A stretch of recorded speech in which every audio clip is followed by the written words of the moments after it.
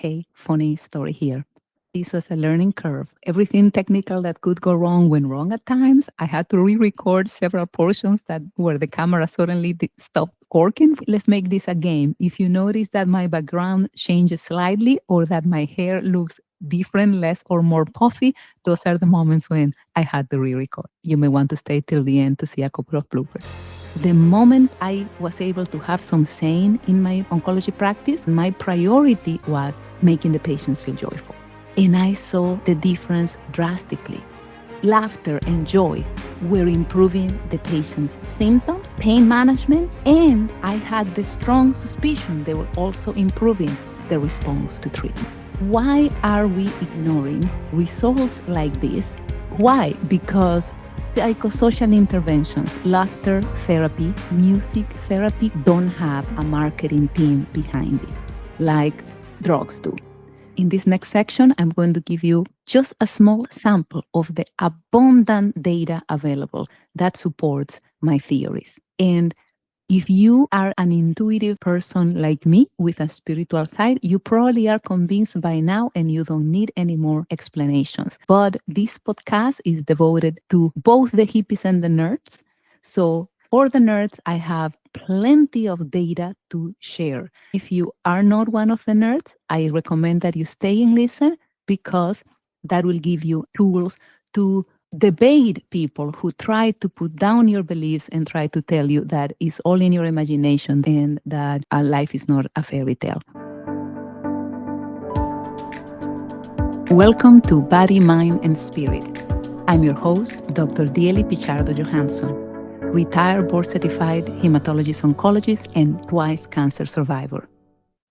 My intention for this show is to bridge the gap between medical science and spirit, reconcile conventional medicine and holistic wellness, and to normalize the conversation about the spiritual dimensions of health. I decided early on in my career that making a difference in the patient's emotional state could make a significant difference in their quality of life and even potentially their response to treatment. In this next section, I'm going to give you just a small sample of the abundant data available that supports my theories.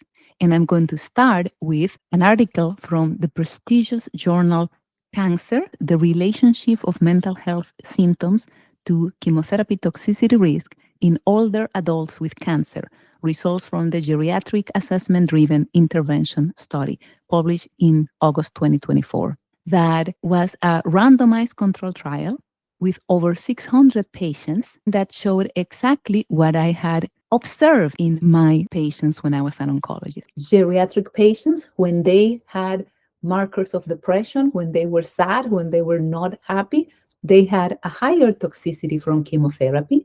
And when you corrected that, that mitigated that increased toxicity. That by itself would be enough to convince me that it was not my imagination. But there is a lot more. Please take a moment to subscribe to this channel. Help us spread the mission of this channel, which is not only education, but also awareness. When you share this video, when you like it, when you comment, you are helping us change the conversation and shift the consensus reality in the world. Thank you. It means a lot to me. Now, back to the show. I found many other studies that I would love to share with you. Eventually, I'm going to put together a PDF with these citation sources, the slides, so I can share them with you on my website. For now, I want to tell you that my humble efforts with my mother and with my patients, little efforts like that can make a big difference. And there's many trials that speak about this, showing that laughter therapy in patients with cancer undergoing treatment could significantly improve their quality of life and their overall well-being. There's other studies showing that music therapy can help relieve pain, anxiety, and improve sleep quality in patients with cancer and chemotherapy.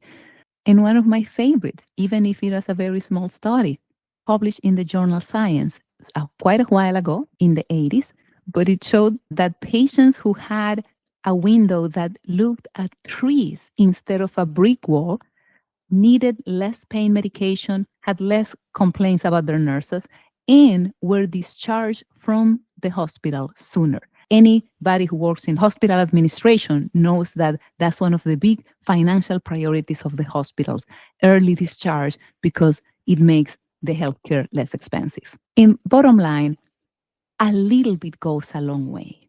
We don't have to reinvent the wheel. We don't have to have billion-dollar interventions. Small efforts like this by physicians, by us, the caregivers. Yes, physicians are stretched to the max. They may not have the bandwidth to think about things like this or to organize holiday parties like I used to do and have their patients practice dancing merengue.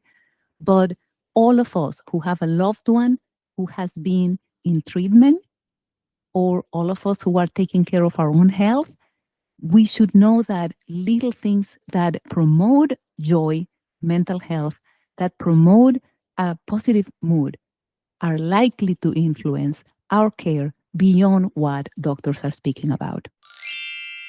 I want to share with you the results of a meta-analysis. And if you're new in the world of statistics, meta-analysis is just when they pull together the results of many smaller trials, because the larger number of patients you have, the easier it is to find if the results are statistically significant. The meta-analysis title is The Impact of Psychosocial Interventions on Survival in Cancer, a Meta-Analysis, and it was published in April 2016 in the journal Annals of Palliative Medicine. These pulled together data in over 5,000 patients. These were patients with several types of cancer, and found out that patients enrolled in psychointerventions and psychoeducational interventions to improve their depression, their anxiety, meaning therapy, group counseling, were more likely to be alive at 1 year and 2 years than the patients who were not. This was particularly true for group therapy, which doesn't surprise me because community and connection definitely have to add to the benefits. And that is significant. The researchers, clueless researchers, added a line saying, oh, well, but then we did the analysis at 4 years. And at 4 years, there was no difference in the two groups in survival. And I say something that can increase your chances to be alive in 1 year or 2 years is better than the overwhelming majority of chemotherapy drugs that have ever been approved. There's one famous example of one in pancreatic cancer that prolonged survival by something like 12 days. So do not tell me that something that can increase your chances to be alive in 1 year or 2 years can be dismissed as non-important. This is meaningful, even more important than statistically significant. And this comes not only from the oncologist who knows that surviving a few months was the difference whether my patient made it or not to the birth of their grandchild, it comes also from the daughter. So why are we ignoring results like this? Why? Because psychosocial interventions, laughter therapy, music therapy don't have a marketing team behind it like drugs do. There's no big institution that is going to have a multi-million-dollar benefit from this. So these results become ignored. Taking a deep breath. I'm getting too excited. Moving on. In the next video, we're going to wrap all this together and leave you with a handful of takeaways to apply to your life. And I'm going to be using joy as the shortcut for taking care of mental health, managing anxiety, depression, taking care of trauma, managing emotions. In future episodes, we're going to take this even deeper. Apparently, the last one didn't get recorded. We are here to, I think we already said that. I feel like Princess Leia with these big bones in each side of my head. And you'll hear me interchange, sometimes say mind body, sometimes say body mind, but I'm trying to spell it more as body mind spirit because the abbreviation is BMS. It sounds better than an abbreviation that has BS on it, MBS. Let me start all over.